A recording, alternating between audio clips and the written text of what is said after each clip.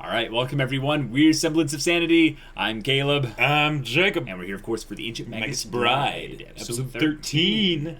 Yeah. We're picking up after that Phoenix flight, which was amazing. That last episode really elevated the show to something bigger than it was previously. Something like stratospheric. Yeah, but ignoring your pun, that was horrible.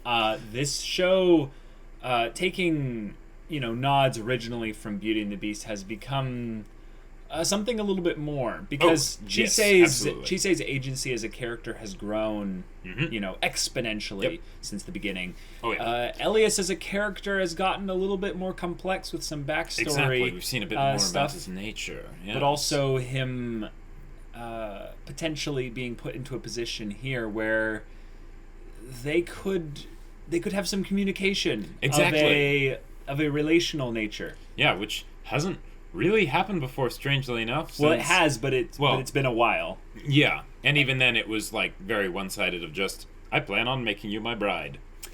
Right, and kind of getting egged on a little bit by side characters like the Queen of the Fairies and such, and her husband. Yes. But with this being the two of them back together in a place of, I don't know, a place where some real connection growth could happen. Right. I'm excited to see what the result of this will be. So, without further ado, let's get into this episode. What? Your voice? I have a confuse. Yeah. What the heck? So is this person a fake creature? What? Okay, so was that future, the past? What the heck? The voice is trembling. What the heck is going on?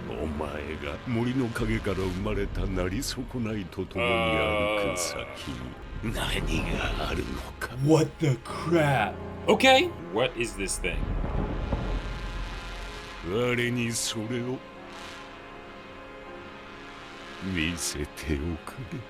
Alright. Yes, the floofs. Yeah, the floofs. floating little sheep. Woolly bugs. Okay. This is their natural environment. They don't. Cool. Oh, the floof ball. Yep. Serious time. Is their wool like some kind of magical ingredient that they need? Yep.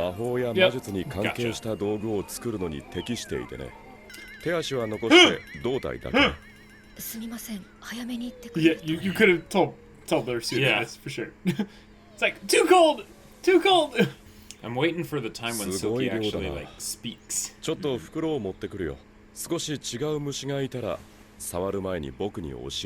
He doesn't notice that she's trying to tell him something important. Yeah. Oops, that's the different one.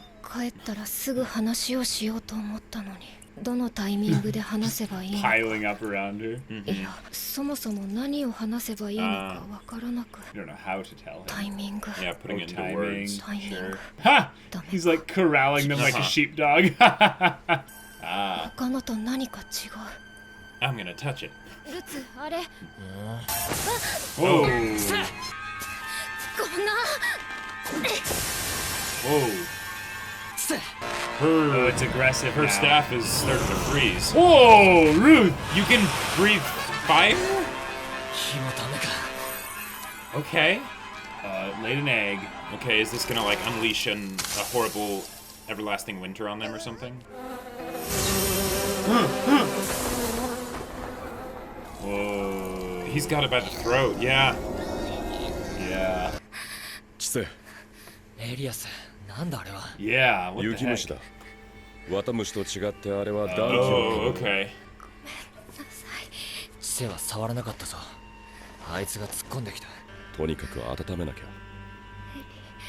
Maybe Ruth can breathe some fire. They have a yin-yang relationship. These ones can eat the cold from her, Right.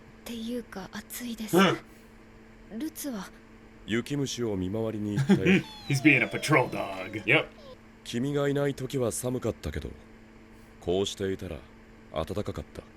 Timing? timing. He's actually initiating a conversation. Yeah, this is good. yeah. ドラゴンの国はどうだった？面白かったです。川にいる蛇みたいな大きいドラゴンとか、踊るエルフと魔法で咲く花とか。そう。よかった。リンデルさんからもたくさん話を聞きました。ネビンと。ネビンと。二人ともたくさん背中を押してくれました。エリアス、私は美味しそうでしたか？ Just straight to it. 起きてたの？リンデルさんに聞くまで夢だと思ってました。Yeah. でも単純に。Whoa. エリアス。Is he gonna remove her memory? I think he might be wanting to, yeah. チセ、それは君にはいらない記憶だ。Whoa. いいね。Whoa. But Dude, she didn't consent to this. Mm-hmm. Yeah. Good job, Shisei. She has memories already that she doesn't need if you're gonna go that route, Elias. But Elias is living in denial. 大事な人のことなのでいらなくないです。勢いって怖い。あなたはやけに私があなたを怖がると思ってるみたいですけど。だって僕は人間から見たら怖いんじゃないの？私には家族がいました。Yeah. 母と父と弟はまだ小さくて、父と母も見える人で、二人ともすごく仲が良くて、いつも人でないものがたくさん寄ってきて怖かったけど、でも父がいる時には安全でした。だけど父が弟を連れて姿を消して、Oh boy. 母は疲れたんだと思います。だから私を置いて行ってしまった。私は家族が大好きで、でも私は連れて行ってもらえなくて、だからもう家族は欲しくなかった。だけどあなたが私を家族だ。彼が話す未来にはいつも私がいて、だから私と彼には先があるんだと思えてしまった。 So how could she be scared? 私が怖いのはエリアスじゃなくて、あなたから手を離されることなんですよ。チセは信じるよ。僕の弟子だからね。どう感じたら人は他人を大事だと思うんだ。僕は前にも言ったけど共感ができない。だから君に同じ言葉を返したくても嘘になる。君がいない時ひどく寒かった。Right. It's a physical thing for him. He can understand それはチセの言葉ならなんて言うんだ。 loneliness affecting him. 寂しい Yeah. でしょうか。Oh, a ripple. Right, because loneliness means something's missing. Right. そっか、僕は寂しかったのか。やっぱりこの人は子供のままなんだ。そのまま大きくなってしまった。やっぱり君を買ってよかった。わかることが一つ増えた。He's happy, but he doesn't のこと know. に関しては私が先生ですね。 He's smiling. それもいいね。 And this is great because Yeah. now they're both こちら the こそ apprentice. Yep. 魔法の先生。 Right, right. Yep. And they're just like, well, this is kind of 見 goofy. せてくれる？ We're gonna leave. Let them have some alone どうぞ。 time. Oh, 先 like 達が Nevin. 若者の杖に祝福するんだ You よ。 know. いつか2本目を作る時が来たらエリアスにお願いしますね。 No, that sounds like 気長 foreshadowing. に待つよ。結局ほとんど自分のことは話してくれないんだよな。 Yeah. I mean, he kind of just did. 私がいない間何か変わったことはありましたか？いや、鳥が遊びに来たぐらい。Yeah, yeah. 一人この The one And he now they're showing buried the potted. dead in the potted Yeah. plant. Yeah. All right. Passing of time. Mm-hmm.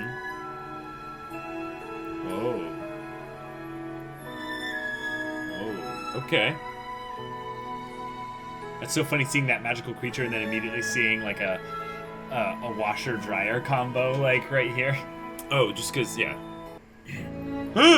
Okay, what is that thing? That's one of the things I love about this show is the silly goofiness of some magical creatures and stuff. Why don't they just have Beauty and the Beast playing in the background while they're at it? Right. Or is he actually, like, sick? This is probably no, it's the usual medicine for the people that he serves. Oh, cool.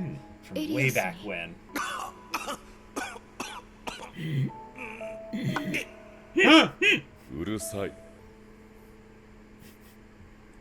Sounds more like a spy kind of situation. I like Simon. Not the good kind. Now I'm worried. Mm-hmm. No. That's the guy who was... Yep. Oh. 新しい魔法使いが生まれたと。何千年と生きてるものだ。 Oh, millennia. 時々交 Plural. 流しに来る。 Okay. I don't have a Kiro Kotsumine voice at all. 東の果ての地のものだな。 Yes. 砂の匂いがする。 Can't tell that something might be wrong here. No, I think he's a little bit nervous. See, look at him trembling a little bit. 人間はいつも無用に物事を考えすぎる。本質に溺れればいいものを。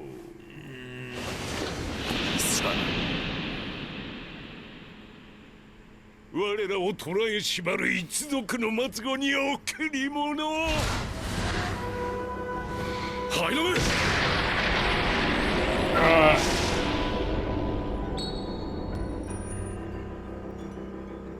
Crap.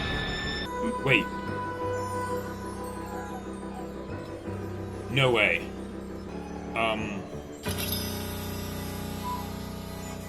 I think this could be considered a turning point. I'm a little bit shocked right now because... Okay.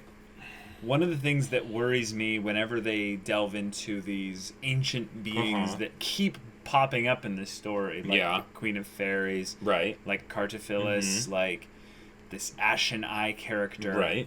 You get the vibe that this world is so expansive that Elias isn't that special, right? He's really just a kid.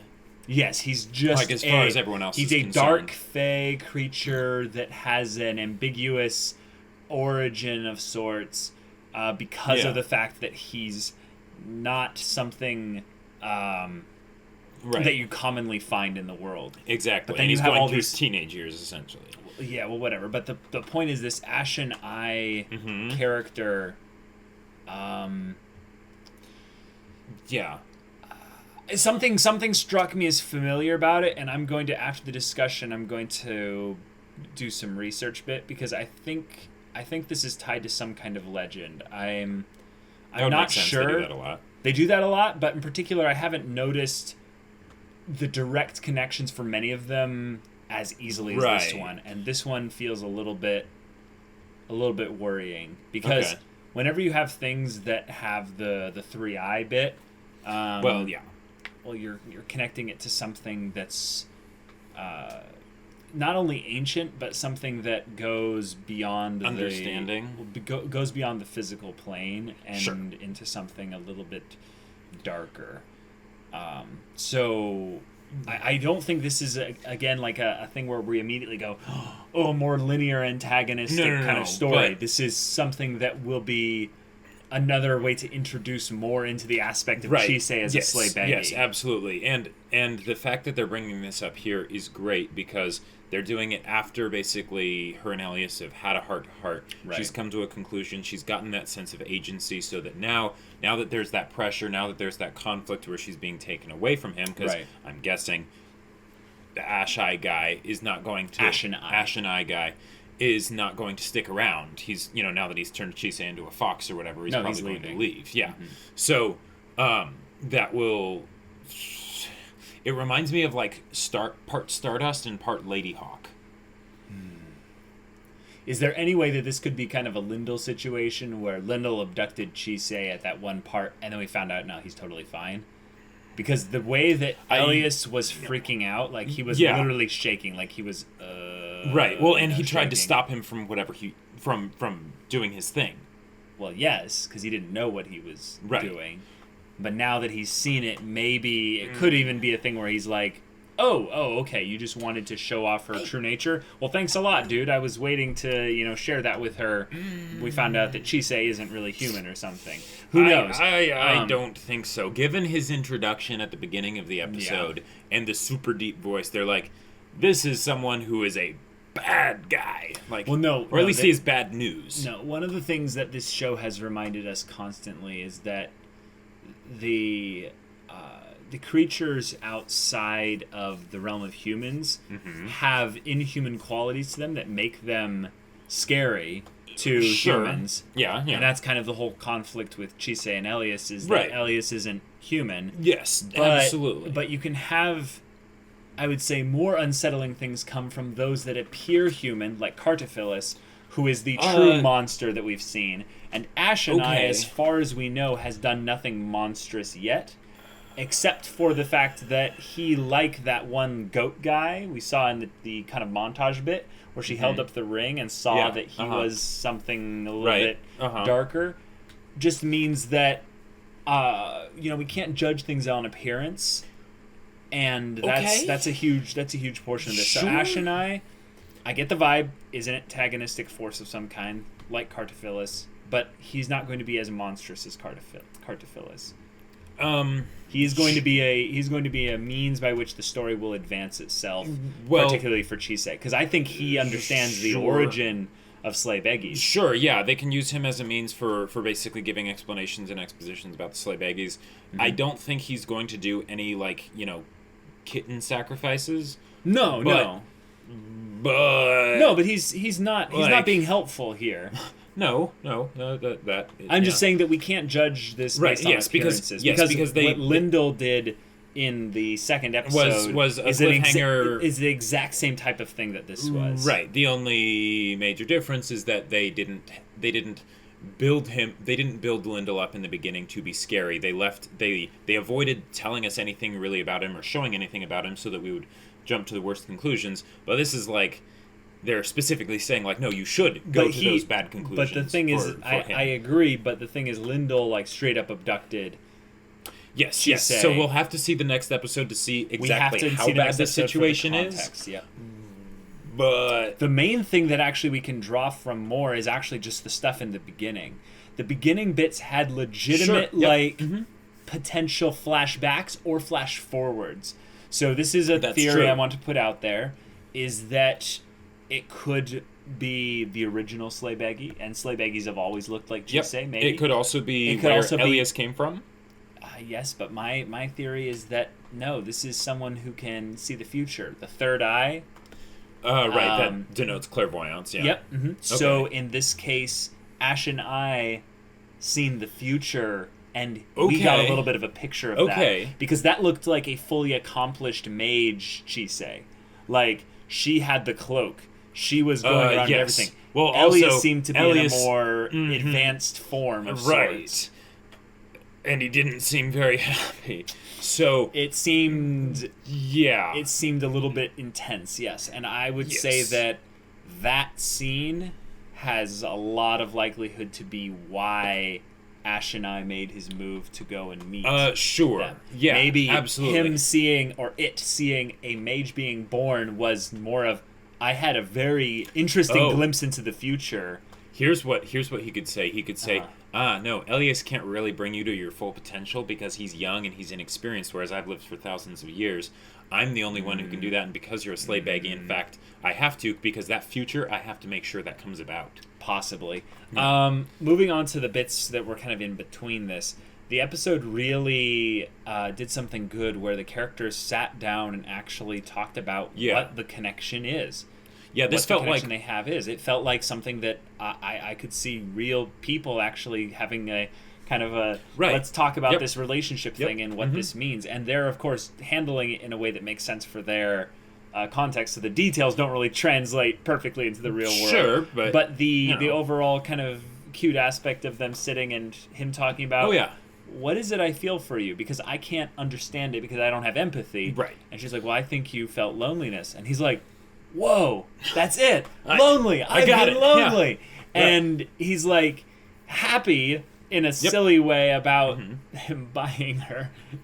And that's one of those awkward things where she's like, well, I know. Yeah. She isn't assuming the worst about him, but I know. It shows the limited understanding he has about relationships. Right. And it makes it kind of cute in a goofy way because we then have a little bit of sympathy for Elias being unable to understand these kinds of forms and customs. Yeah, it doesn't make it any less creepy when he decides, I'm just going to remove your memory of that event. No ifs, ands, or buts. And him doing that was probably the scariest thing I've ever seen from Elias. Really? Because think about it this way.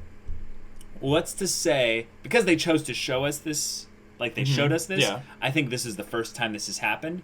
But if you think about it from Chisei's perspective, she almost has no knowledge of whether or not he's done this in the past already. Sure. Because if you can just at a whim rewrite someone's memory or erase memories, it's a very scary thought. Right, it's the idea of you're messing with my head and that's off limits. No, it's pure manipulation, because then you're saying like, wait, maybe the reason why... Like, Chisei isn't the kind of person that would be suspicious enough to think like this, but if it was me, and I saw someone who was like, oh, that's just not a memory you need to have, I'll delete that. Yeah, absolutely, but that's taking this out of context. I know, Jacob. I'm just saying that that's still a creepy thing for Elias to do. What I saw it as being like, yes, it's something where it's like, whoa, no, don't do that, and I'm glad that Chisei was like, no, don't do that. Yes, I agree. But what I saw it as is that he was ashamed. Yes. He was but still, crap, I was trying to keep...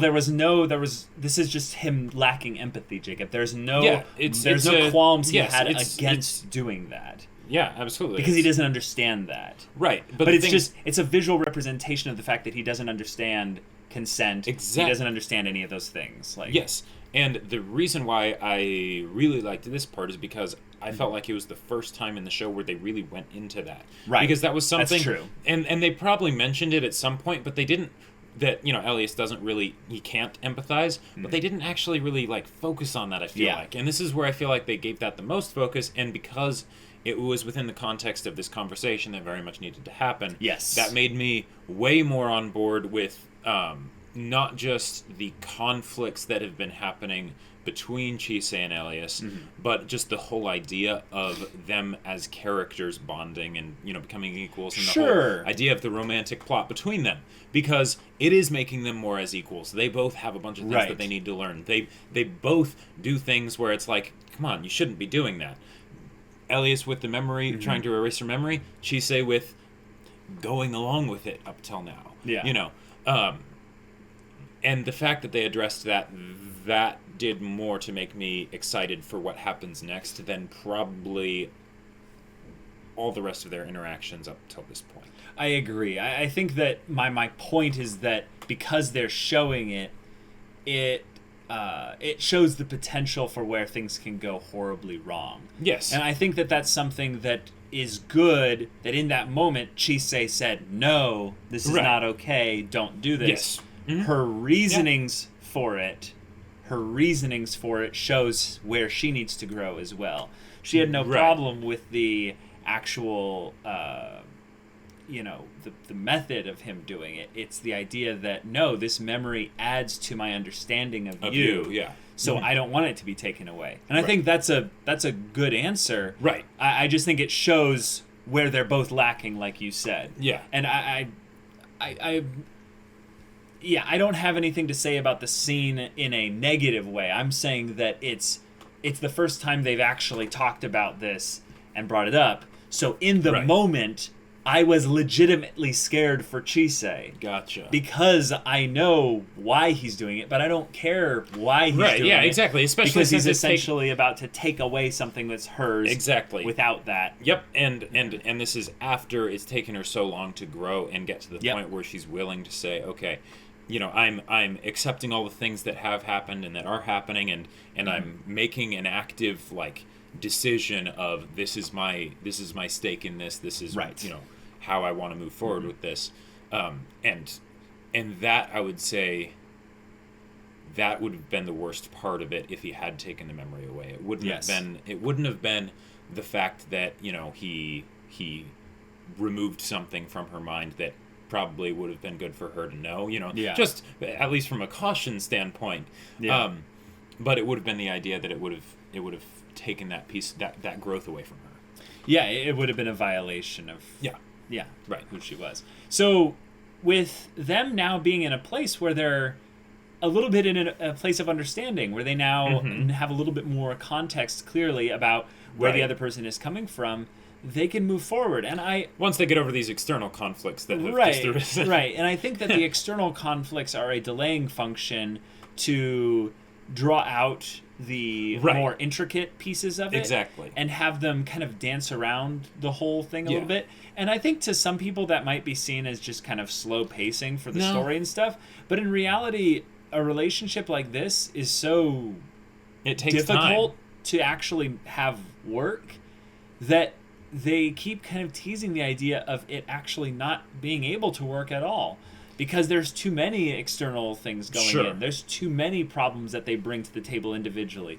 But maybe, just maybe, what they were also showing in this bit between the external conflict of Ashen Eye and their little talk was the montage of them doing life together. Exactly. And This- that's important, because then we know, oh great, really the only thing that needs to happen here is they each need to grow as individuals so Right. that they can grow together as a couple or as a pair, as exactly. partners, as master and apprentice, as Right. Yeah. This was the episode, like the slice of life episode that I kind of always wanted. yes, The other one was good too, but I feel like this is like Yes. just This is- to a T. Yes. Like this is what a slice of life This is what we episode wanted. should be and can be. Right. Because it addressed the character conflicts. It made them actually, have there be that mellow time so that they can open up to each other and have a heart to heart. Right. And then of course it had that little tie-in at the end, so it's like, by the way, this isn't going to be the pace of the story like moving forward. Right. This was just a quick breather. Yep. And I think when this show takes quick breathers, it's good. I think when it takes long breathers, it needs to have episodes like the Dragonflight bit, where you're really starting to delve more into Chisei. And I think that's what they're hinting at by having Ashen Eye come in and having those visions of sorts that we saw in the beginning, is Okay. that this episode is a transition point to developing really deeply into the mythology of the Sleighbaggy, Right. and or the impersonal aspects of Chisei And- in that. And notice, they're saying, okay, all of this stuff that's going to have to do with our main character's cool power, we're going to bring that up after we do all the awesome conversations and personal growth Yep. that they go on. Right. Yeah. It just shows the priorities of the show are in the right place. They are indeed. Yeah. If anything, the show has a